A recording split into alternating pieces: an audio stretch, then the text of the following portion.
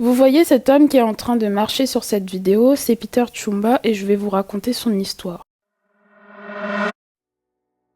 Alors tout a commencé en 2010 lorsque la jambe de Peter Chumba a commencé à enfler et qu'il ressentait une forte chaleur. C'est alors qu'il est allé à l'hôpital de Kisumu et qu'il a reçu pour commencer des calmants. Ensuite, puisque ses premiers symptômes ne diminuaient pas, il a été envoyé à l'hôpital de Nairobi en 2012. Et on a conclu après plus d'analyses que c'était un taux élevé de protéines dans le sang. On lui a donné des conseils tels que ne bois pas beaucoup d'alcool ou réduis ta consommation en protéines, mais sa condition était pire de telle sorte qu'il ne pouvait plus porter de chaussures ni même travailler. Après cela, il est allé à l'hôpital d'Eldoret car ses pieds n'avaient plus de sensibilité. Les médecins ont pensé que c'était un problème de rein, donc lui et sa femme ont déboursé une forte somme d'argent pour changer la situation, mais rien. C'est alors qu'il est allé à Moi Teaching Hospital. On lui a fait une biopsie, ce qui fait qu'on lui a détecté un cancer de la peau. On a appelé sa femme, mais ils étaient loin de s'imaginer que ça allait aller jusque là. Le temps a passé et ses jambes ont commencé à noircir, ce qui fait qu'il ne pouvait plus s'étirer. À ce moment-là, il a commencé ses séances de chimiothérapie. Il en a fait 3 en tout, mais rien. Vers avril, l'enflement a commencé à monter jusqu'aux genoux et les médecins sont venus annoncer le triste sort de Peter. Soit il fallait d'ores et déjà prévenir la famille car le cancer était très virulent et il allait atteindre le bas-ventre puis le cœur, soit il devait se faire